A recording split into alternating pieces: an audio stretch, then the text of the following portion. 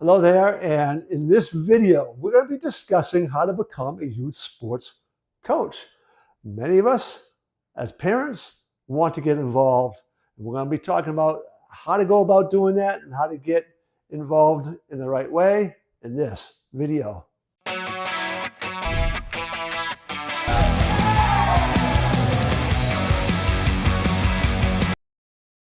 All right, what we're really going to talk about in this video isn't about how to become a coach, but how to coach well. Right? So we want to know what the lessons are, what the purpose is, how you're going to teach the skills, the motivation, all those sort of life lessons, how to go about that. It's not just how to be a coach, but how to coach well. That is what we're going to be covering in this video. All right, so you want to coach youth sports. How do you do that? Well, the first thing is you got to get involved in those organizations that are having youth sports. Right? You become at the parent. You volunteer. You put your name out there. That's one thing. The other thing is beginning to understand what the kids need and what you're trying to teach at the same time. What ages are you dealing with? The younger the kid, the more important the fun and the relationship is. And hopefully you're also going to teach fundamental athletic skill development. That's what it's about at the youngest levels. Yeah, we can teach competition, of course. I think personally we should. Winning and losing. There's winning and losing in life. But how to do it well is the important thing. Sportsmanship above all else. Striving to do your best. Striving for a particular outcome. You break that down into little pieces and you are constantly trying to build the kids up and get them in a success cycle. Teamwork. Having a lot of fun. Losing isn't fun, but you can still have fun playing the game amongst the losing, and teaching the difference is crucial. I got to tell you about being 10 years old, my first year in Little League. All right, I was a highly competitive kid, loved competition, didn't like losing, never liked losing. In fact, I hate to admit it, but in the neighborhood, when I lost, I didn't lose gracefully. I learned though by feedback, right? When you begin to, have other people make comments to you and say things, you begin to learn if you are astute at all. But this Little League season, 1 win, 20 losses. Wasn't fun losing, but I still enjoyed the team. And the coaches were great. We didn't like losing. And the next year, we were much better. We learned, most of us who were still on the team, we all got better, turned things completely around. That's the lessons that you can learn, even through losing. So I was fortunate where we had a lot of good coaching. And the first exposure I ever had to youth sports was baseball. And we played baseball before school, played baseball at recess, played baseball after school. No coaching there. Summer, we had PAL Baseball, Police Athletic League in the morning. They had some great coaches teaching us the fundamentals, having lots of fun playing, teaching us about winning, losing gracefully because standings were kept even at a young age. And I was fortunate that those life lessons were constantly taught. Before I went to Little League, when I was 9 years old, playing in the farm league, had a great coach teaching those sort of life lessons. This whole idea of one pitch at a time. One pitch. If you miss a pitch, hey, it's over, it's done, next one. Those are lessons I've gone on to teach my kids and all the kids I coach. Life lessons that are applicable outside of that.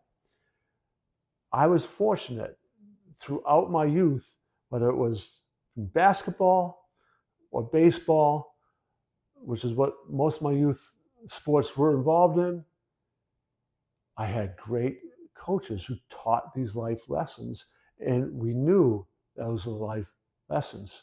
One of the things that can be challenging sometimes as a coach, and I've coached basketball, soccer, skiing at the high school level even, baseball at all levels.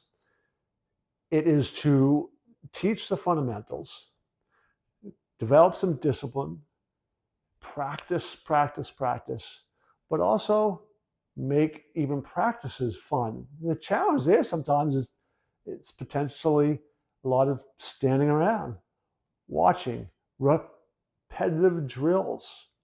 So trying to find creative ways to instill some fun in that, some competition in that even. Again, I, I was lucky right up, again, baseball I'm not talking about specifically, but right up through high school, I had great coaches who most of the time made it fun too. I liked practicing. Like, I liked going to practices. It was fun. And we were learning to play the game the right way. That's one of the things we tried to do in all the youth sports I coached as well. Teach it the right way, get everybody involved, everybody gets an opportunity, but we are also still here to win, and how we go about trying to balance all those things and communicate that to the kids so they know. So sadly, I'm afraid the models haven't been passed down. And Little League parents kind of go at a bad rep at sometimes, because at some point there was that parent who became a coach who's in it for the wrong reasons. Now, like Babe Ruth and Cal Ripken baseball and others, there's actually online course that they want their coaches to go through. If you're going to be coaching any of the all-star things that go beyond just the local, you got to get that coaching certification done if you're going to coach. And the idea there is to teach some of the basics about understanding developmentally where these kids are at, and how to go about teaching not just baseball skills in that case or basketball skills, but teaching life skills in a way that will keep them involved and engaged, so you don't become a tyrant. And ultimately, that's what we're worried about, is that coach that is all about winning at all costs and doesn't understand how to communicate with youth, and their intent still might be okay. Got to toughen them up, learn to be resilient, how to deal with losses, but their approach communicates something completely different that turns kids off. All right. And I can tell you right now that my son is coaching, and he's JV coach, right? But his approach is different than the high school coach he had. High school coach he had was pretty intense coach, and a good coach. I don't want to take that away. He was a good coach. He taught a lot about baseball, but he could be pretty old school and intense that some kids didn't handle well. And my son's lessons, he's learned, and he's trying to do things a little bit different by, yeah, you can still be hard, high expectations and discipline without being that type of person who can tear somebody down. The impact of coaching well, coaching right, is a lasting impact that has a ripple effect through other people's lives. Right? You are impacting generations, because the lessons that you teach and doing it right, these athletes, many of whom, when they have kids, will get their kids involved because of their positive experience and the lessons that they learn. It goes generationally. I'll tell you an example. Somebody I grew up playing baseball with was legendary in our community. He led our Little League team to the New England finals, and that was back in the days of single elimination. Went on to play D1 college baseball, set home run records at the University of Maine, went and played minor league ball, was elected into the Maine Baseball Hall of Fame. I went to his Hall of Fame induction dinner, and his guest of honor that he invited and wanted there was his senior Little League coach.